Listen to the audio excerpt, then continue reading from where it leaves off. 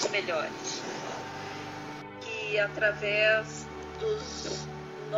das nossas decisões e muitas vezes da superação das nossas dificuldades, nós sigamos o caminho do bem.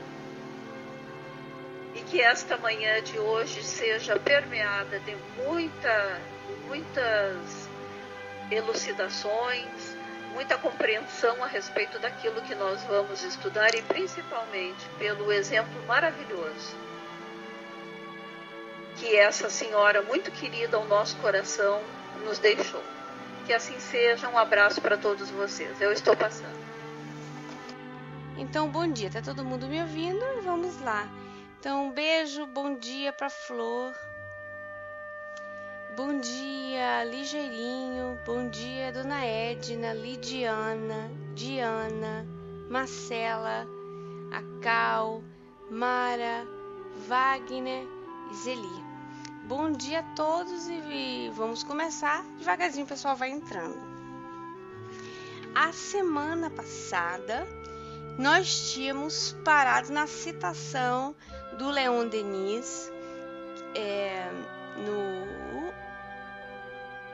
no Depois da Morte. A citação do Leon Denis no Depois da Morte. Na citação do Leon Denis tinha um grifo que é da própria Dona Ivone. Eu vou ler o grifo para vocês que fiquei sem ler a semana passada. Que ela fala que são essas reproduções de vidas humanas que os instrutores espirituais dão a ver aos médiuns no espaço durante o sono letárgico ou desdobramento e dos quais se originam os romances mediúnicos sempre tão atraentes. Vede capítulo 6. Ela vai contando, ela vai explicando aqui pra gente sobre a questão do desdobramento, né? Essa visão, essas reproduções de vidas humanas, porque no desdobramento ela ia lá e presenciava. Eu aconselho a Dona Edna, escreve no texto aí pra gente, pra ela entrar e sair. Fecha o pautalk totalmente e entra tudo de novo. Não na sala, fechar o programa mesmo. Quando acontecer isso, vocês fecham diretamente o programa. Porque às vezes saindo da sala, entrando na sala, não resolve. Aí tem que fechar o programa diretamente. Fecha o programa todo e entra tudo de novo. Porque às vezes dá um problema. Você entra em outro server. Quando você entra novamente, entra em outro server. E às vezes melhora. Não é? Então esse desdobramento no qual tinha a visão. Esse fato de desdobramento é interessante porque o desdobramento ele tem várias nuances, vários graus, vamos dizer assim, do mesmo, né? Então é o espírito que ganha vida, é o espírito que sai do corpo, ganha vida numa metáfora, né? Sai do seu corpo físico, ou ele está dormindo, ou ele pode estar num leve torpor, mas é uma emancipação, é seu espírito que se expande e ele ganha consciência dele mesmo e uma certa liberdade, né? Quando ele se liberta do cárcere, que é o próprio corpo físico. Vamos continuar aqui, porque depois nós vamos falar muito sobre a emancipação da alma, sobre essas nuances dela, então vamos esperar que chegue no assunto assim de fato mesmo, né? Já que a maioria dos trabalhos dela ela vai estar falando sobre isso, porque ela entrava muito nesses sonos, que ela saía do corpo de um modo tão profundo que o corpo ficava com a vitalidade mínimo de vitalidade. Então era uma emancipação assim tão profunda que a vitalidade no corpo físico era muito pouca, né? O êxtase também é um tipo de emancipação. Seria o extremo da emancipação, né? Vamos lá que depois a gente vai falando deles devagarzinho. E ainda outros trechos desse belo volume trazem informações a respeito do assunto, bastando que o leiamos com a devida atenção. Bem assim, vários capítulos de outra obra sua, O Problema do Ser, do Destino e da Dor. Ela ainda está colocando as citações do Leon Denis, que é dito o apóstolo espiritismo também, né? O Dr. Bezerra de Menezes mas Leon Denis, que conheceu por sinal em vida o próprio codificador. Em outro magnífico livro do grande Denis, No Invisível, a página 470, no capítulo 26 da terceira edição Feb, há também este pequeno trecho, profundo, complexo, sugestivo, descortinando afirmações grandiosas. Dante Alighieri é médium incomparável. Sua Divina Comédia é uma peregrinação através dos mundos invisíveis. Ozanam, o principal autor católico que já analisou esta obra genial, reconhece que o seu plano é calcado nas grandes linhas da iniciação dos mistérios antigos, cujo princípio, como é sabido, era a comunhão com o oculto.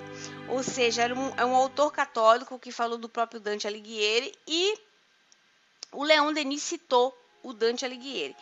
Vai estar em negrito, né, essa parte que o seu plano é calcado nas grandes linhas, é através dos mundos invisíveis, está em negrito e ela coloca os destaques são nossos. E aqui embaixo ela vai falar do Dante Alighieri. Vamos lá. Dante Alighieri, ilustre poeta e pensador italiano, nascido em 1265 e falecido em 1321. Autor do poema épico Divina Comédia, considerado uma das mais altas concepções do espírito humano. Esse poema contém as ideias e a filosofia da Idade Média e se divide em 3 pontos: o inferno, o purgatório e o paraíso. E figura uma viagem do poeta ao mundo invisível. Pode-se acrescentar que essa obra imortal criou a poesia, a linguagem italiana. E a linguagem italiana porque ele trabalhou, que chamava vulgaris, a língua vulgar, a língua do povo. E foi ele, e isso é interessante, foi Dante que foi o precursor da ideia de estabelecer na Itália inteira uma língua só. Porque a Itália inteira falava cada um o seu dialeto, né, a sua língua local. E o latim, que era a língua da igreja. Então foi ele um dos precursores dessa ideia, desse pensamento, de transformar, de pegar a Itália e fazer com que ela falasse uma língua só, uma língua oficial. Hoje, o próprio italiano, que na verdade o italiano é o fiorentino, que era o dialeto fiorentino, era o mais bonito, mais bem falado, mais audível. Então foi pego o fiorentino, e ele era de Firenze, Dante Alighieri, e se colocou como língua oficial do país. Então ela vai falando de Dante Alighieri. Dante Alighieri, eu queria falar um pouquinho dele para vocês, porque o Dante, ele também saía do corpo. Interessante, né? É aqueles êxtases, eu vou falar de êxtase, de artista. Então ele saía do corpo e Virgílio era o seu mentor. Era Virgílio que o guiava nessas experiências, na experiência do inferno, na experiência do purgatório e na experiência do paraíso. É tão interessante essa questão que ele já tinha escrito o paraíso, mas o paraíso só foi publicado depois da morte dele, foi pós-mortem. Quem publicou foi o próprio filho, porque não se achava a finalização do poema. É um livro enorme. É um livro assim, um pouco mais grosso do Memórias do Suicida. É um pouco mais grosso do Memórias do Suicida, vocês têm noção, assim, é bem grande mesmo. E o filho não achava a conclusão. E ele veio em sonho para o filho, engraçadamente, olha que coisa interessante. Ele veio em sonho para o filho e disse para o filho onde estava o paraíso. Inferno, purgatório e paraíso, é um poema. Ele subdividiu o poema, Diana, no inferno. Aí ele faz toda uma estrutura, né? O inferno numa situação numa forma geométrica como um funil.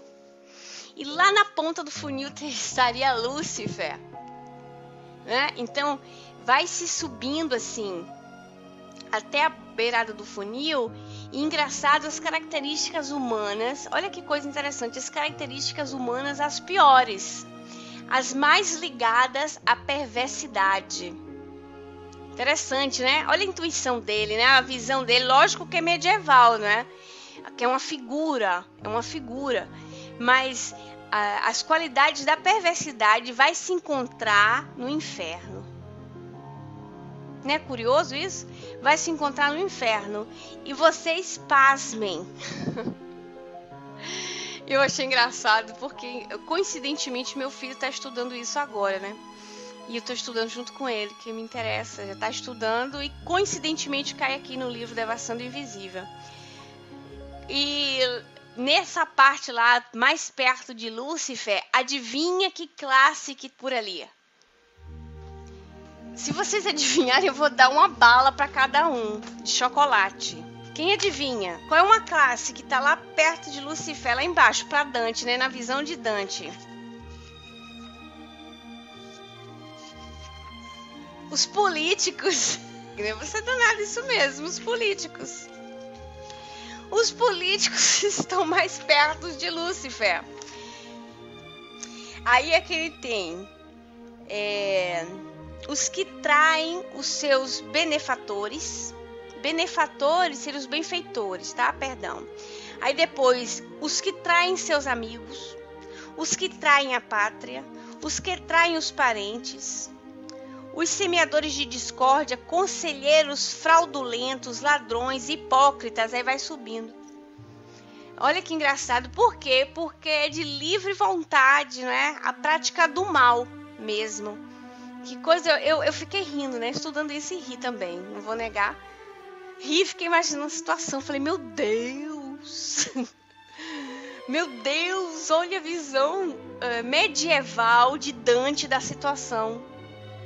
Coisa curiosa, né? Não é curioso? A título de curiosidade, assim, de estudo. Porque é importante, gostoso desses estudos são isso. Olha, e lá vai, aduladores, sedutores. Aí mais pra cima, assim, ficando mais distante os mais distantes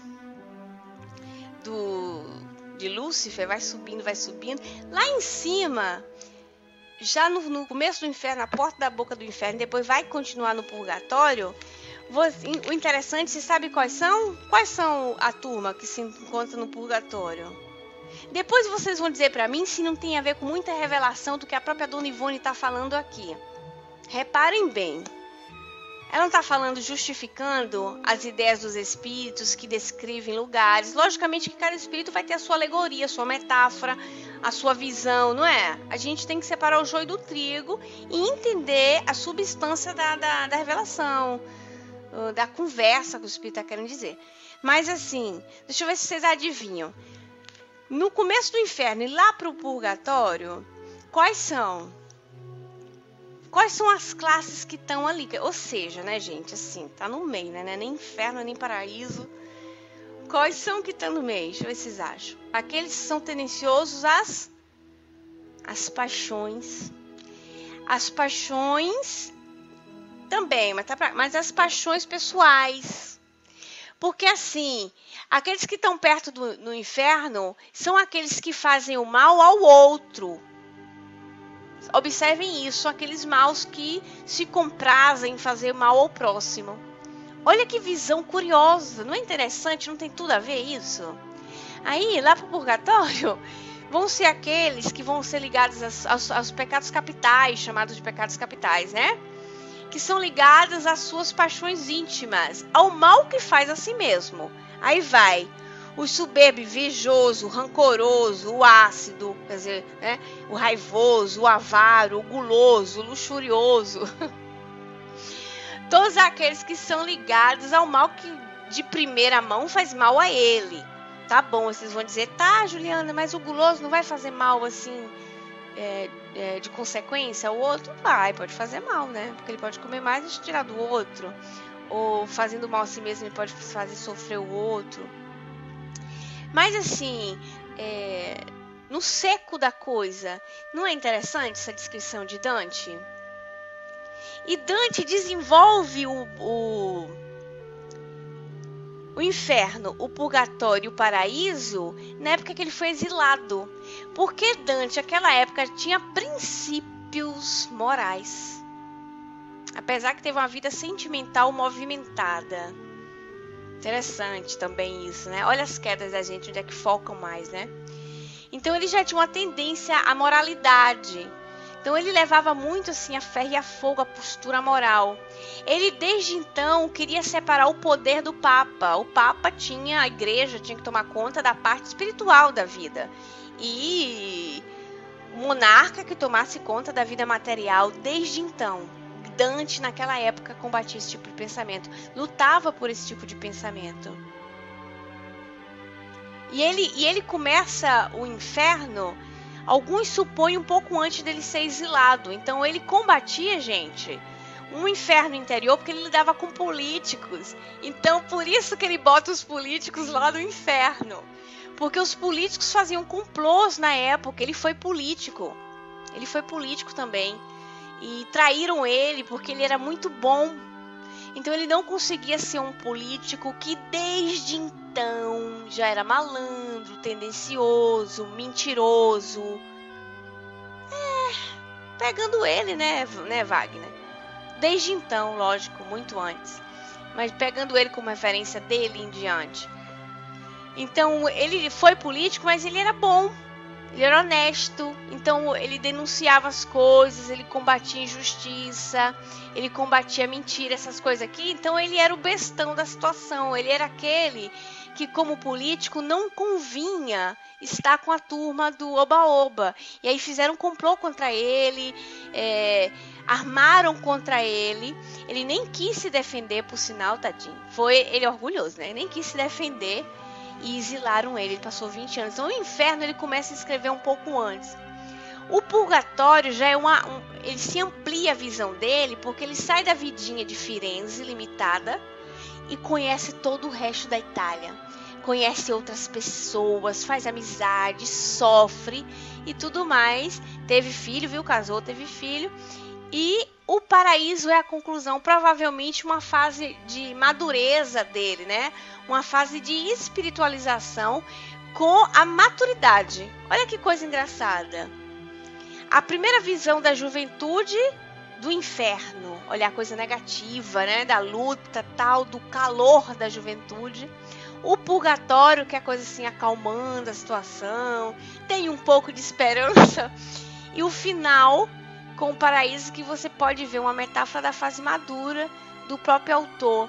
E ele tinha essa sensibilidade, porque como diz Dona Ivone e Leon Denis, que usa ele como exemplo disso aí, que ele saía do seu próprio corpo para ver ambiente. É marcado isso, né? Aqui na Itália é obrigatório estudar. Dante Alighieri como poeta. É uma poesia, a linguagem é muito difícil. É um italiano dificilíssimo. Tem coisa assim que você não entende mesmo, sabe? Precisa ter um livro, aquele livro que é apropriado para você estudar e você entender. E, engraçado, vocês vão ficar mais bobinhos ainda, que no céu, isso é uma parêntese, né, gente? Porque isso é interessante para a gente fazer uma comparação com o que nós temos hoje de material. Porque a definição de paraíso dele e as distinções do paraíso, assim como um grande círculo, esse círculo dividido em 9 círculos de anjo, o 10º é Jesus. Vocês sabem o que é que me parece? Curiosamente falando, deixa eu ver se vocês... Que coisa eu consegui associar isso? O que é que vocês conseguem... No que é que eu consegui associar? Deixa eu ver se vocês conseguem entrar no meu pensamento. Deixa eu ver se vocês estão bom de telepatia. Com doutrina espírita, né? Com a classificação dos espíritos. Com a classificação dos espíritos de segunda ordem. Olha que interessante. Aí ele vai dizendo,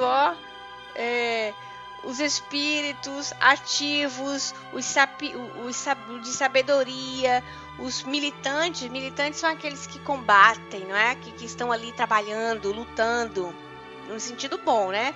Os justos. E aí vão aquele anterior, o angélico, o triunfo angélico, a perfeição do Cristo. a perfeição do Cristo. Não é interessante isso? Vai uma escala, repara se não é uma escala. Eu vou ver se eu tiro a foto para vocês. Eu vou tirar foto e vou botar para vocês lá na comunidade do Maria de Nazaré. Vão dar uma olhadinha depois, tá? Que é para vocês verem aquilo que eu tô dizendo. Vai estar escrito em italiano, mas eu acho que não é bicho de 7 cabeças, não. Dá para vocês dar uma entendida onde é que eu tô querendo chegar. Não parece ser escada evolutiva? É curioso. Não é curioso? Mas tem um outro detalhe interessante. Como é o nome dessa sala aqui? Deixa eu ver se vocês estão bons de memória. Essa sala é Sociedade Espírita Maria de Nazaré. Que dá-se a entender que Maria de Nazaré é a benfeitora da casa. Não é assim? A gente escolhe o espírito benfeitor da casa. A dona Ivone Pereira, quando ela teve aquela sua primeira morte, a mãe prometeu ela para quem? Intuitivamente, ela bebezinha, poucos dias de nascida, a mãe prometeu ela para quem? Deixa eu ver quem lembra dessa história. Ninguém? A Nossa Senhora Maria de Nazaré. Olha ela aí pelo meio de novo. Quem é a mãe dos suicidas? Quem é que toma conta dos suicidas? E dos espíritos sofredores em si? Maria de Nazaré. E Maria de Nazaré, o papel dela na Terra foi de quê? Quem foi ela?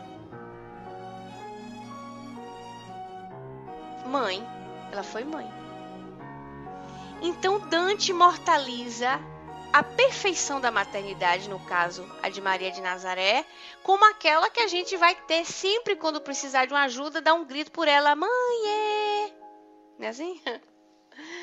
Mãe, porque ele era, reparem só como são as coisas, extremamente devoto de Maria de Nazaré, o Dante. Em toda a sua... Não é curioso isso? No 1300, gente, ele já coloca como ela vai, lá no purgatório, ele coloca ela para ser aquela que está sempre, ele diz para os espíritos daquele, que eles têm que pedir a Maria de Nazaré, é por ela que tem que chamar. Olha que intuição, né? E Virgílio lá presente sempre com ele, né? E Beatriz, que seria um espírito mais, na visão dele, ele imortalou. Não é, dona Edna? É porque a gente tem que ter olhos de ver para ver, né, dona? Para achar a conexão. Tem que ter uma conexão, né? Um fundo. Esse lado moralizado dele, desde sempre. De ver essa coisa, de trazer para o papel. Aí ele trouxe metáfora, tá bom, mas era a visão dele, medieval, ligado à igreja. Muito ligado à igreja. Tá bom. E aí, eu penso que em questão de Dante Alighieri tá bom, né? E outros religiosos vão ter... nós conhecemos, por exemplo, a Santa Teresa, né? Santa Teresa dava o êxtase de Santa Teresa. Vocês já ouviram falar? Foi Michelangelo, não foi? Que imortalizou ela? Foi Michelangelo, não me engano, isso. Também ela tem a visão extremamente católica por causa dos preconceitos, né? O êxtase não significa que as visões do estático, por sinal, isso é um parênteses interessante da gente abrir, oportuno, que as visões do estático não quer dizer sempre que ele tem razão. Tá certo? Por sinal, Kardec chama muita atenção sobre esse ponto aí. Então, vamos lá. E aqui foi o exemplo de Dante, nós falamos dele, nós vamos os preciosos volumes escritos pelo sábio psiquista italiano Ernesto Bolzano. Produto de severa análise científica, são férteis em apontar esses mesmos locais do invisível, revelados por espíritos desencarnados de adiantamento moral e espiritual normal, cujas comunicações psicografadas por vários médiuns desconhecidos uns dos outros, alguns até completamente alheios ao espiritismo, foram examinadas e cientificamente analisadas por aquele ilustre autor. Ernesto Bolzano foi um grande estudioso de metapsíquica. Se dizia espírita, né? Ele começou com interesse de metapsíquica, se intitulava espírita e era uma visão espírita, vamos dizer assim, espiritualista, muito mais que outra coisa, né? Do próprio Conan Doyle, aquele lá em inglês, uma visão, entre aspas, espírita inglesa, do que próprio a perfeição do que a gente conhece do espiritismo kardeciano, né? Porque o espiritismo foi codificado por Kardec. Mas aquele pensamento ali do final do século XIX, para o século XX, muitos psiquistas se diziam espírita, mas eles eram mais psiquistas do que espíritas em si. Porque eles se agarravam muito à teoria científica, porque eles precisavam, nas academias científicas, provar que a vida depois da morte existia e que era provado dentro da própria ciência. Vocês entendem? Eles tiveram essa missão e, logicamente, eles se fecharam muito nisso aí. Mas o Ernesto Bolzano, ele trabalhou também a parte filosófica, tá? Trabalhou também através essa parte também.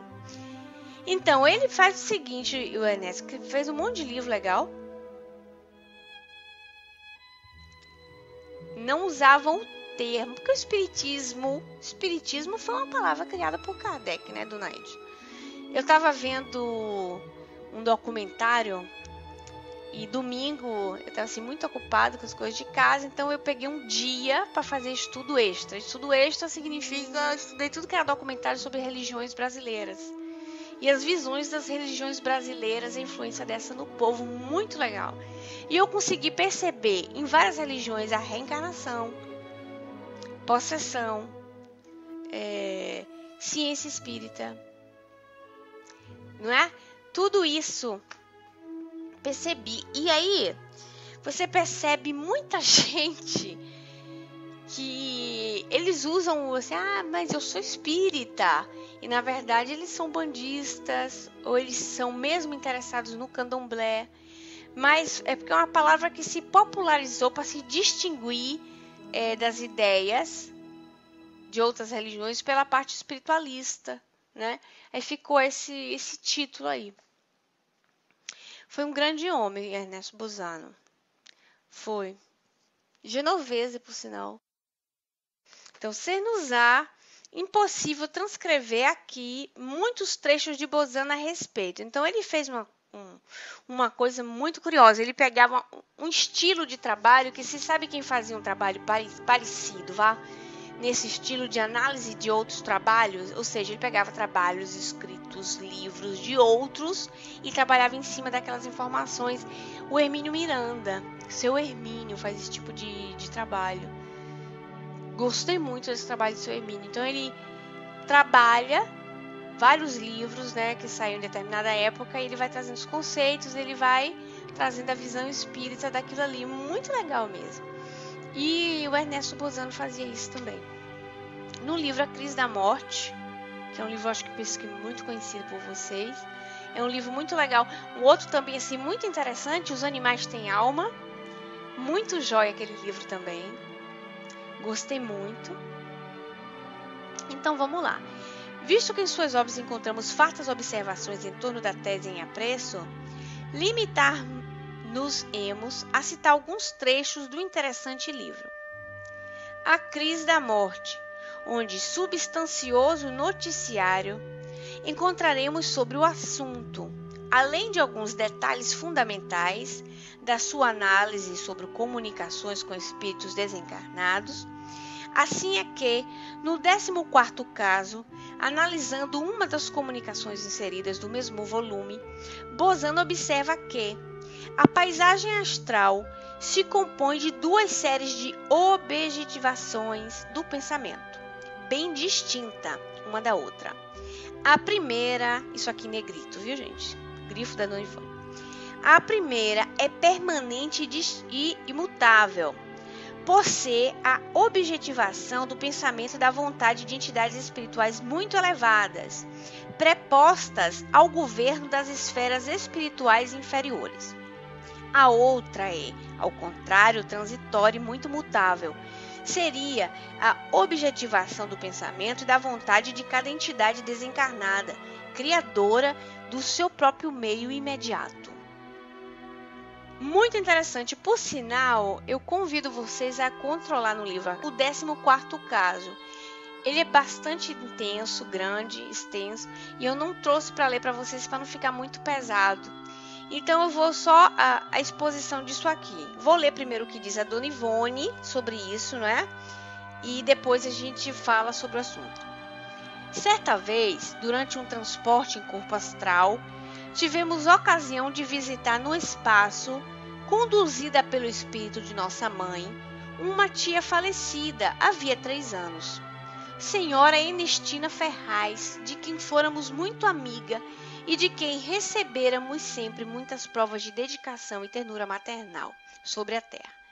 Recebeu-nos em um meio imediato, segundo as expressões de Bolzano, criado por ela própria, pois havia um salão de visitas idêntico ao de sua antiga residência terrena, com o velho piano de carvalho que fora seu, ou a sua reprodução fluídica, e que presentemente se encontra em nosso poder. Aberto com a partidura no local devido, o piano fluídico era dedilhado por sua irmã, caçula Luísa, também já falecida, a qual ela própria educara, inclusive ensinando-lhe música. Tal é a realidade da criação que, talvez perturbada com a situação, frisante, exclamamos algo vexada. Ô titia, o seu piano está necessitando de um reparo, está desafinado, mas prometo que mandarei consertar.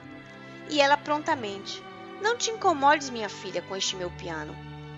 Presentemente, o piano, devidamente conservado, é mantido como recordação da boa amiga que tanto nos serviu. Vocês reparem que a Dona Ivone fala de um ambiente imediato. Primeiro ela diz assim, transporte em corpo astral. É o perispírito, tá, gente? Corpo dormindo, perispírito vai em viagem. Então, transporte em corpo astral é isso. E ela chama de meio imediato. Então, o meio imediato, e o Ernesto Bolzano traz esse tipo de colocação, olha que interessante, seria aquele criado pelo nosso próprio pensamento. Lembra do laboratório do mundo invisível e das criações de objetos? Que nós possamos criar objetos, estando no mundo espiritual, e os espíritos fazem isso. Eles podem criar os seus próprios objetos, né?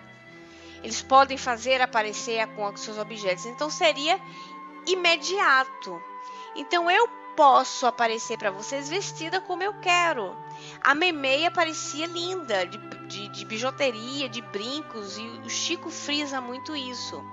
Tantos outros espíritos apareceriam com suas características pessoais ou usando seus próprios objetos. Mas nós estamos falando de acessórios. Mas aqui ela fala de um objeto que existia na casa da própria Dona Ivone. Mas ela foi na residência dessa tia, certo? Ela sabia que era a residência dela. Chama de plano imediato porque tinha mesmo salão, ou seja, a sala de visita, provavelmente, com aquele piano que o verdadeiro piano se encontrava com Dona Ivone. Por sinal, Dona Ivone gostava de arriscar tocar um pianinho, viu? Pelo que eu li, ela era chegada numa música. Gostava mesmo. Bom dia, Gilda. Bom dia, hiperabençoado. Bom dia a todos, bem-vindos. Então, o que ele chama de transitório e imutável seria aquele que seria o meio imediato. E o permanente seria aquele mantido pelos espíritos superiores. Vocês lembram que os espíritos superiores mantêm as coisas? E muitas vezes nós concorremos ao mantenimento dessas coisas inconscientemente. Ou seja, as energias densas são retiradas de nós, mas nós não sabemos. Nós mantemos inconscientemente. Provavelmente, como o nosso coração bate, a gente não tem controle. Não é? Todo o nosso organismo funciona de um jeito que nós não temos controle disso.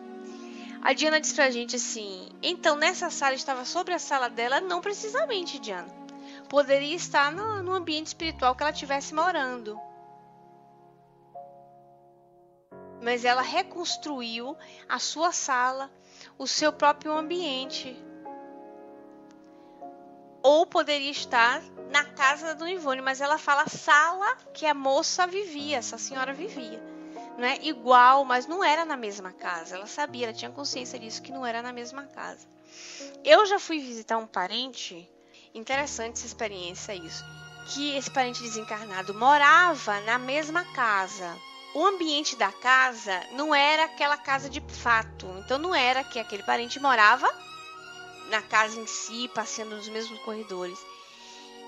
Ele fez um ambiente imediato, como se fosse em cima da casa, vamos dizer, e refletia justamente o seu pensamento dolorido, seu pensamento enfermo, e era mesmo aquilo que a pessoa era. Olha que coisa interessante, era muito interessante isso. E eu percebia tudo aquilo, eu sabia tudo aquilo. Então, aquela pessoa, esse parente, ele tinha um problema de saúde. Por muitos anos passou por esse problema de saúde. E esse problema de saúde chegou ao meu conhecimento que essa pessoa ainda mantinha aquela situação, porque ela tinha plasmado por tantos anos, e quem sabe por que vínculos de dores, né? Aquilo ficou muito somatizado no corpo espiritual, né? Assim, muito fixo, então tinha ainda as feridas e tal. E quando eu soube disso, aquilo me comoveu muito. Aquilo me comoveu demais. Então eu me coloquei assim, como se vocês sabem, tipo novena. Eu me coloquei em prece contínua por essa pessoa. Por muito tempo. Por muito tempo evocava o Cristo para curar essa pessoa. Para curar próprio a situação do seu perispírito, né? Que ainda sofria. E imaginava o Cristo que curava a pessoa. Eu sabia como eram as feridas, então eu imaginava o próprio Cristo que colocava a mão nas feridas e as feridas. Então eu ficava criando mentalmente situações para que aquela pessoa tivesse saúde. Tempos depois, não muito tempo depois, tipo menos de um mês depois, estive nesse lugar imediato. Tive a lucidez de perceber que era o lugar imediato. A caminha humilde que aquela pessoa se colocava ali, né? Aí ele dizia assim pra mim: minha filha, muito obrigado pelas suas preces a Jesus. Você sabe, eu tô melhor.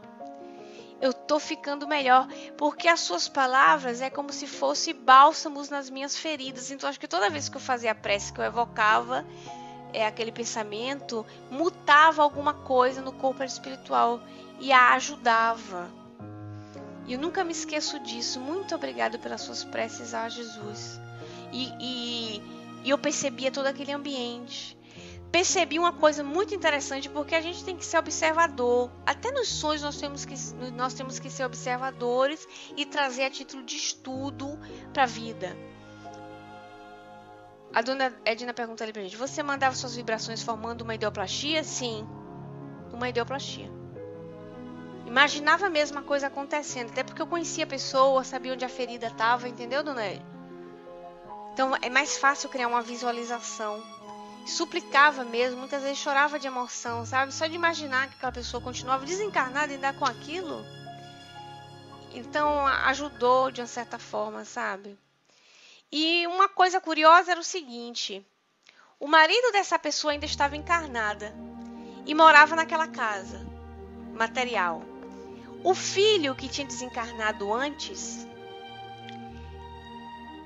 não morava na casa. Aí era o seguinte: a pessoa encarnada em perispírito estava com a cadeirinha fora do passeio. Olha como é um ambiente imediato. Não era uma cidade espiritual. Vocês estão entendendo o que eu quero dizer? Meu parente podia estar na cidade tal. Rapaz, não estava. Infelizmente, não estava. estava num ambiente circunscrito àquela vida que teve ali por muitos anos. Então o parente, o marido dessa pessoa, estava sentado na cadeirinha, no passeio. Eu o reconheci, conversei com ele. Eu percebi, passava assim, e eu ficava assim, mas fulano não fala. E ele estava ainda em estado de perturbação. E o parente estava lá sentado e falou assim, rapaz, você sabe que ele ainda não nos reconhece? Ele caminha atordoado por dentro das casas e não é capaz de nos ver. Eu tento falar com ele, mas ele não me percebe. Tudo isso numa coisa só, tudo isso num sonho só. Isso foi tão incrível, eu fiz todas essas observações, eu cá com meus botões, pensei em tudo, pensei na casa, pensei no mundo imediato. Fiquei observando ele como se tivesse com um olhar perdido mesmo, sabe? Entrava por uma porta, saía andando para lá, para cá, assim, perdido. Então, as pessoas tentavam falar com ele, mas ele não conseguia perceber. Então, eu estava num estado ainda permanente de perturbação, com poucos momentos de lucidez, como espírito, infelizmente. Não sei hoje, viu, como é. Eu tô falando isso de 15 anos atrás. A Diana disse ali pra gente, minha irmã às vezes via sobre a casa de minha mãe uma casa linda, fluídica, flutuando levemente. Diana, são as criações mesmo. Pode ser. Isso não tá circunscrito à fantasia, viu? Isso seria os planos imediatos. Como ela tá ali, criada pela própria vibração da família ou de quem tá por ali, pode ser desfeita também, vocês entendem? Não é que é formado pela espiritualidade superior e vai estar ali porque tem que se manter ali. Não. Ela está ali momentaneamente. Então, como Ernesto Bolzano disse, a outra é ao contrário, transitória e muito mutável. Então, aquela situação assim meio triste poderia melhorar e virar um ambiente mais bonito, mais legalzinho. Podia? Podia. Seria a objetivação do pensamento da vontade de cada entidade desencarnada, criadora do seu próprio meio imediato. Esse é um dos casos. Já vi N casos e a dona Ivone vai contar isso também. Coincidentemente, experiências independentes de pessoas independentes. Isso é aquilo que eu estou relatando para vocês. Se vocês observarem e buscarem nas suas lembranças, quem tem mais assim uma liberdade do espírito, né, de ter suas lembranças, vocês podem observar que vocês vão ter também alguma coisa para contar desse imediatismo, sabe, de ter visto alguma criação fluídica, de ter entrado em um ambiente e você saber que não é aquela casa, mas parece com aquela casa, mas não é. Então são ambientes criados momentaneamente que pode, do mesmo jeito que foi criado, se desfazer pelo próprio pensamento. Tem um outro caso interessante que vai estar no Recordações da Mediunidade. Eu acho que eu não vou contar para vocês não, deixa vocês ficarem curiosos, porque daqui quando chegarmos no livro, vocês vão lembrar. Vocês vão ficar curiosos. É sempre ela que ia contar. Vamos lá. A página 153 da referida obra, nas conclusões, sempre na crise da morte, tá? Relativas ao último caso, leremos o seguinte no detalhe fundamental, número 6. Terem se achado os espíritos recém-desencarnados no meio espiritual radioso e maravilhoso, no caso de mortos moralmente normais, e no meio tenebroso e opressivo, no caso de mortos moralmente depravados. Olha a distinção que ele vai fazendo. Ernesto Bolzano, vamos lembrar das distinções de Alighieri. Ele classifica os espíritos recém-desencarnados, tá? Aí vai. Moralmente normais.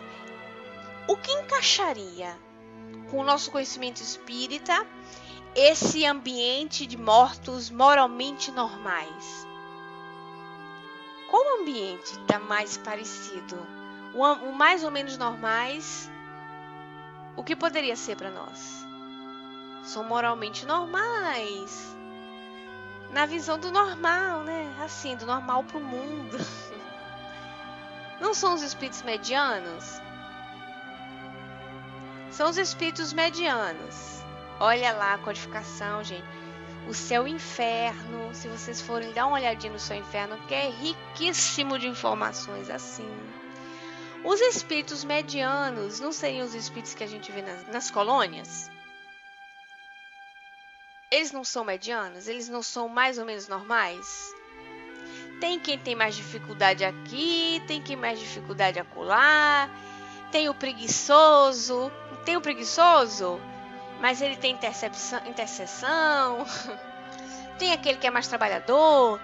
No mesmo ambiente teria os seus ministérios. Lembra do Ministério da Regeneração, que era localizado em partes mais obscuras, assim, tinha que descer tipo um porão, porque os espíritos não suportariam a luz. Tem sentido tudo isso? Vamos buscar na nossa lógica, pelo material que nós estudamos ao redor, material externo, pela experiência altrui. Tem sentido?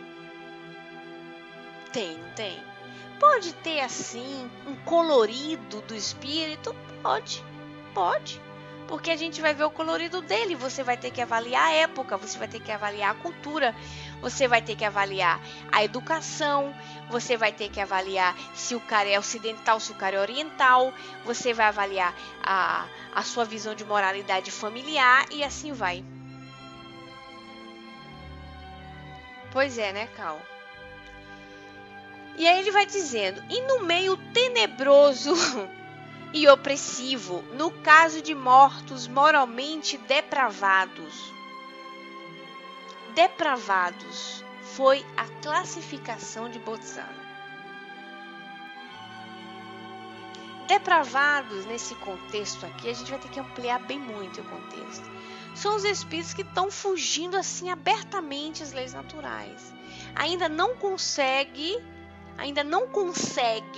se colocar ao menos ao reconhecimento divino, seja pelas suas paixões más, seja pelas suas culpas, não é? Então eles estão nessa classificação de depravados, porque nos espíritos normais vão ter espíritos culpados? Vão ter. Mas nos outros ambientes mais obscuros, vão ter espíritos desse nível aí? Vão. Porque são afins,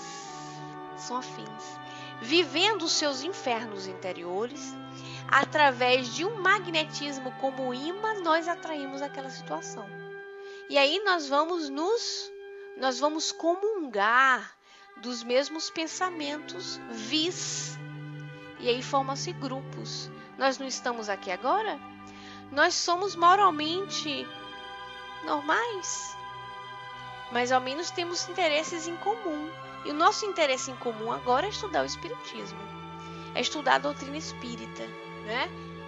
Temos já uma vontade superior, né? Um desejo, por mais que nós não consigamos ainda chegar a um patamar de perfeição, mas nós já estamos lá como medianos, né? Já temos a vontade de mudança. Nós já conseguimos reconhecer os nossos erros. Nós erramos ainda, mas nós já estamos num processo de reconhecimento das nossas dificuldades. Então já conseguimos reconhecer em nós as nossas falhas, nem que seja depois. Aí você faz: ai meu Deus, de novo.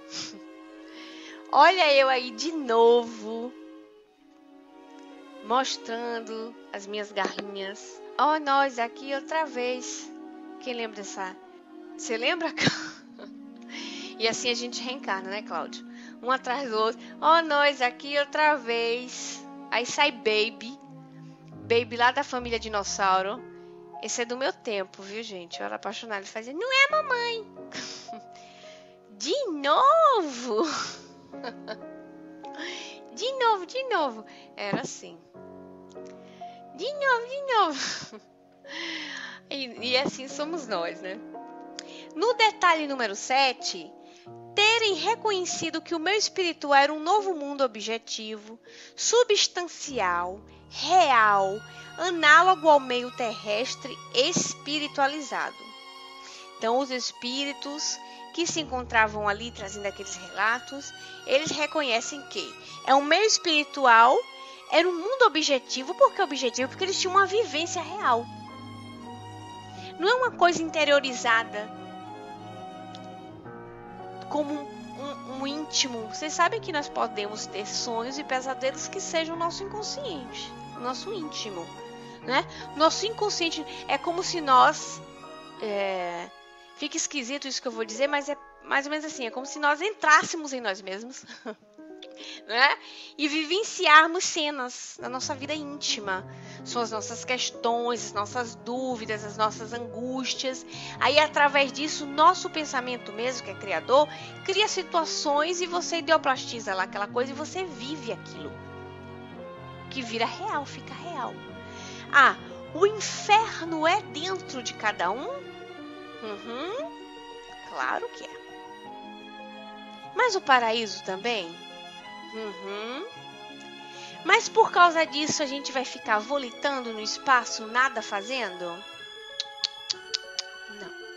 Porque nós vamos fazer uma coisa muito simples: unir-nos pelo pensamento e pelas ideias. É a lei de sociedade. Você vai viver em sociedade. E a sociedade espiritual... A sociedade espiritual, ela é muito plástica, ela é moldável demais, ela chega a se modelar como você é, como você precisa viver no ambiente. Não é como a nossa sociedade aqui. Nós podemos encontrar, olha, não é uma questão preconceituosa, tá, gente? Nós podemos encontrar em favelas, que é o foco do preconceito social, né? Nós podemos encontrar em favelas N famílias dignas. Pessoas que você diz assim, rapaz, a pessoa não sabe nem ler e escrever, mas é extremamente humana. Ou pessoas intelectualizadas que moram ali. Então, o nosso ambiente material, não. O nosso ambiente material, ele é mais misto nesse contexto, assim, vamos dizer. Como nos bairros importantes vão ter pessoas intelectualmente elevadas, ricas, etc., mas que caracterialmente são amorais. Mas também nesse mesmo ambiente, não é, que possa ser muito mais fácil a luxúria, aos extremos, não é, da riqueza, podem ter pessoas justas, honestas, boas, amorosas. Essa é a visão material. No mundo espiritual, não. Então, no detalhe número 7, terem reconhecido que o meio espiritual é um novo mundo objetivo, substancial, real, análogo ao meio terrestre espiritualizado.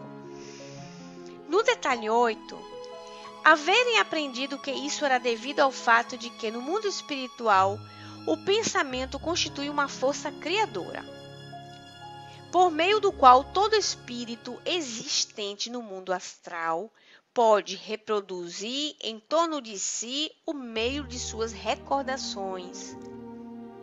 Então, o espírito em torno de si, ele pode produzir o meio das suas recordações. Existe N casos. Esse que eu falei, esses que vocês já viveram, que a da Dona Ivone vive, não vai ser nem o primeiro nem o último, né? E no detalhe número 12, terem aprendido que os espíritos dos mortos gravitam fatalmente e automaticamente para a esfera espiritual que lhes convém, por virtude da lei de afinidade. Aí ela bota os detalhes, os destaques são nossos, porque ela botou em negrito. Então, os espíritos dos mortos gravitam fatalmente e automaticamente para a esfera espiritual que lhes convém por virtude da lei de afinidade, pela lei de atração. Então, fala Ernesto Bolzano claramente naquele livrinho tão bonitinho, pequenininho, dá para todo mundo ler, A Crise da Morte, sobre esses assuntos assim, óbvios, não é? Então, gente, hoje esse estudo voou, eu nem percebi, eu acho que eu gostei muito dele, viu? São 9 horas da manhã para vocês, aqui na Itália, 1h da tarde, e semana que vem nós vamos continuar, e muda o nosso horário, né, Silvio? Nosso estudo aqui vai ser 11 horas da manhã, em alguns lugares da Europa. Tá certo? Quem vai ser o nosso voluntário para nossa prece? Eu vou fazer a fotografia lá dos desenhos sobre Dante, vou colocar lá para a comunidade para vocês verem, viu? Ô, dona Edna, que bom, viu? Eu fico mesmo feliz, a senhora tá gostando. Então eu não consigo me concentrar. Graças a Deus. Que assim seja. Muito obrigada, Flor. Pessoal, um beijo grande. E a semana toda nós temos trabalhos aí, não é? Amanhã tem o Alexandre. Sexta-feira tem a mãe do Alexandre, a dona Célia, que também tá muito bom, viu, dona Edna? Muito legal também, tratando sobre mediunidade, falando da experiência dela como médium. É um livro que ela mesma psicografou. Muito gracinha, tá certo? E continuando o nosso trabalho, da continuação do nosso trabalho, tem a sala do André, lógico. Tá certo? Que é a JDE. Um beijo para todos. O da mãe do Alexandre, Cal, de sexta-feira. No mesmo horário. Um beijo para todos. Muito obrigado. Vamos lá.